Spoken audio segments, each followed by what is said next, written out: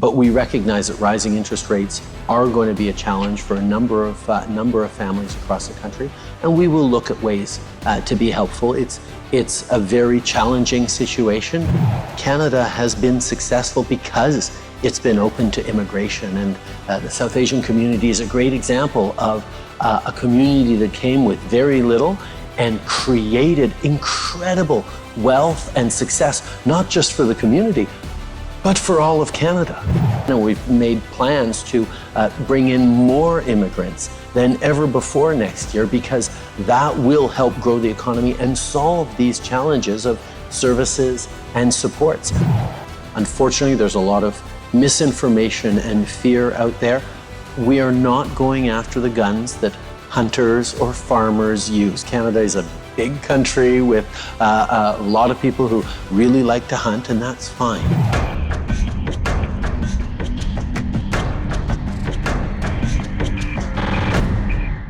ਮੁਲਕ ਕੋਵਿਡ-19 ਪੈਂਡੈਮਿਕ ਦੇ ਅਸਰ ਵਿੱਚੋਂ ਅਜੇ ਪੂਰੀ ਤਰ੍ਹਾਂ ਨਿਕਲਿਆ ਨਹੀਂ ਹੈ ਕਿ ਇੱਕ ਹੋਰ ਚੁਣੌਤੀ ਦਾ ਸਾਨੂੰ ਸਾਹਮਣਾ ਕਰਨਾ ਪੈ ਰਿਹਾ ਹੈ। ਬਹੁਤ ਸਾਰੇ ਇਕਨੋਮਿਸਟ ਇਹ ਮੰਨਦੇ ਨੇ ਕਿ ਸਾਲ 2023 ਦੇ ਪਹਿਲੇ ਕੁਆਰਟਰ 'ਚ ਗੰਭੀਰ ਆਰਥਿਕ ਸੰਕਟ ਦੇ ਲੱਛਣ ਨਜ਼ਰ ਆਉਣੇ ਸ਼ੁਰੂ ਹੋ ਜਾਣਗੇ।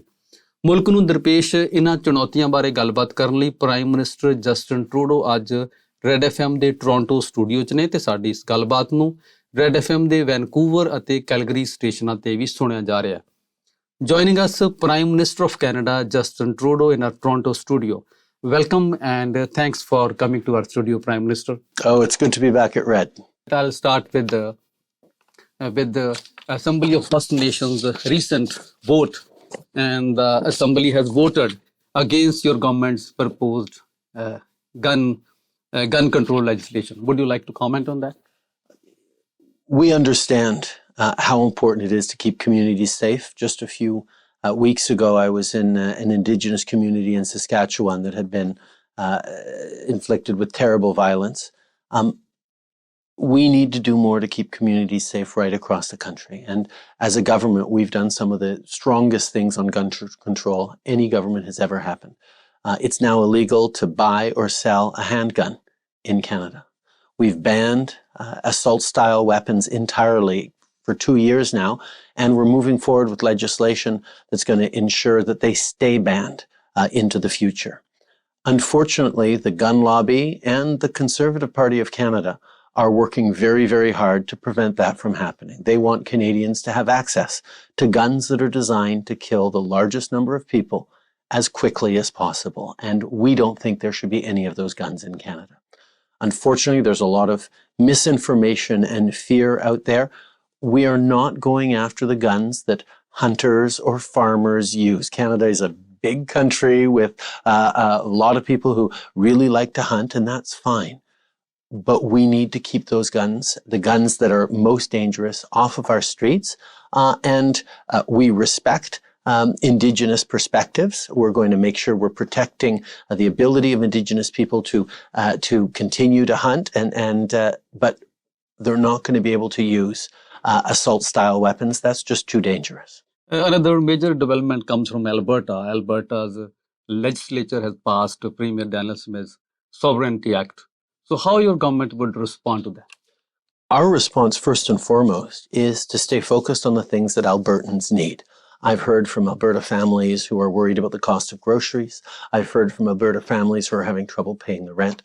I've heard from Alberta families who are worried about their jobs in the energy sector, because they know that the world is changing and we have to fight climate change and create better, cleaner energy. And these are the things that we're focused on as a government. We're going to stay focused on those things, and we're going to work with the Alberta government on building a strong future for Albertans and for people across the country. The Alberta government is trying to pick a fight with the federal government, but people don't want us to fight. I don't want to fight. I want to get things done for people. So we're going to continue to try and work constructively with the Alberta government, continue to try and deliver for Albertan families as we have been. We cut childcare fees in half in Alberta as we have across the country because of federal investments. And I know that makes a huge difference for families when governments can work together. And that's what we're always going to try and do. Moving to other major concerns of Canadians. People are worried about inflation, about possibility of large-scale recession next year. So, what your government's assessment of the current economic situation? They want to listen from Prime Minister, and what are your government's plans to deal with that situation? Well, I've heard from a lot of Canadian families who are finding it really difficult right now to pay for groceries, to pay for gas, to pay the rent. And they're worried about what's going to happen next year as the global economy slows down. The reality is, Canada is not being hit as hard as many countries around the world where the war in Ukraine, where the challenges around Russian energy, where supply chains and the disruptions in China are causing real challenges in the global economy. And Canada's not doing as bad as many other countries, but that doesn't matter to a family that can't pay its bills. But what we're doing, because we're in a good position, is we're able to give more supports to people who need it. That's why we doubled the GST rebate for 6 months, and that was hundreds of dollars more in people's pockets just a few weeks ago. We moved forward on the childcare initiatives that are cutting childcare costs in half right across the country, which is delivering hundreds, if not thousands of dollars in the pockets of families with young kids. We move forward on making sure that every family has the opportunity to send their kids to the dentist. It is something that is basic, that we know is so important, but Conservatives voted against that measure. They also voted against sending more money to low-income renters, a top-up to the Canada Rental Benefit. We're going to continue to be there for people who need it, even as we build a stronger economy for the future, whether it's with critical minerals, with battery supply chains, whether it's with manufacturing, whether it's transforming our energy mix to being more based around hydrogen and renewables that the world needs. There are big things coming, but we're going to need to pull together through what will probably be a difficult year. And that's where Canadians do so well. We are so good at being there for each other, at supporting each other and being optimistic and hardworking about the future. And that's what we're going to do through these difficult times. Prime Minister, Bank of Canada announced another rate hike this week, and Jagmeet Singh believes rate hike is not the only solution. And he said government should be doing something else, should take some other measures like removing GST on certain things, action against big corporations involved in price rigging. So how would you respond to those comments? Well, first of all, the Bank of Canada has the tools and the responsibility to bring down inflation. And unfortunately, the way they do that is by raising interest rates. So what we do as a government is we make sure that we're supporting people who need that extra help. I just listed all the different ways we're making sure that people are able to make ends meet in difficult times without making the inflation crisis worse, because that's what, unfortunately, some of the things that Jagmeet Singh is proposing would make inflation worse. We're going to be there for people in a targeted way, and we're going to support them through difficult times, because when we actually are able to have a strong and growing economy, as we do, we came back faster and stronger than just about any other country from the impacts of the pandemic because we were there to support each other. Canadians can be proud of that. And the work that Canadians are doing to get through this difficult time with direct supports from Canadians, from government, will help us through the difficult times ahead and into a much brighter future. Prime Minister, the biggest victim of this rate hike are first-time home buyers, people who recently bought their houses and who have variable rate mortgages. And for them, with the rate hike, actually, the inflation has gone many times up. So will there be any support for this particular segment of the people, for people who recently bought their homes? We took a number of initiatives to help home buyers, to help with the housing market, particularly for first-time home buyers with a tax-free savings account that's going to help them make a down payment. But we recognize that rising interest rates are going to be a challenge for a number of families across the country, and we will look at ways to be helpful. It's a very challenging situation because there are some families who are not facing those challenges, others who are, and we need to be fair. But we know that making sure that people can keep their homes is a really important part of ensuring a strong future for everyone. Talking about housing crisis, people in real estate tell us that if everybody is buying their home based on their genuine income, there would not be any housing crisis. So, if they suggest if government asks bank to link their income proof with the CRA data, based on CRA data, there would not be any housing crisis. Would you like to comment on that? I think we have to be very, very careful when we intervene in the housing market. One of the things that we have very much focused on and committed to Canadians that we will do is to crack down on the unfair practices that happen in the housing market, whether it's blind bidding, whether it's aggressive house flipping, whether it's speculation in various ways, or non-resident former foreign owners who are preventing families who live here in Canada from accessing homes because they're using homes as investment properties. There are many things that we can do to allow people to try and buy homes and be supported on that. But we're going to continue to look at ways that we can be genuinely helpful, because that's what this government does. We're there for people. And people have concerns about the immigration policy also. In our communities, people are raising questions on our policy. They say immigration should be linked with the infrastructure development and other services.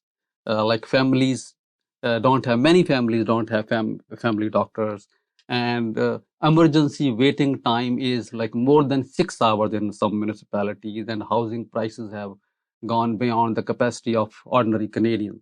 So in this situation, when we bring more people, we actually create trouble for everybody. That's the observation of some people. I understand that there are people who think like that, but I disagree. I think if we're facing labor shortages because we don't have enough nurses or doctors or healthcare workers, that's an opportunity to bring in people who can do those jobs. If we're having trouble hiring and keeping construction workers to build the homes that Canadians need, well, immigration can be a solution to that. Yes, we have to be targeted around it, but Canada has been successful because it's been open to immigration. And the South Asian community is a great example of a community that came with very little and created incredible wealth and success, not just for the community, but for all of Canada. And that's exactly what we need more of. And that's why we're investing in, and we've made plans to bring in more immigrants than ever before next year, because that will help grow the economy and solve these challenges of services and supports. We have to get it right, and we're going to do it responsibly. But this is how we build a stronger country, and that's what we're going to continue to do. I was speaking with an oil and gas engineer from Syria who's driving taxi in GTA. So he said a small country like Qatar, they have established world's first University of Artificial Intelligence. But in Canada, our parties are only focused on politics of freebies and politics of rights, and the vision for economic development is lacking.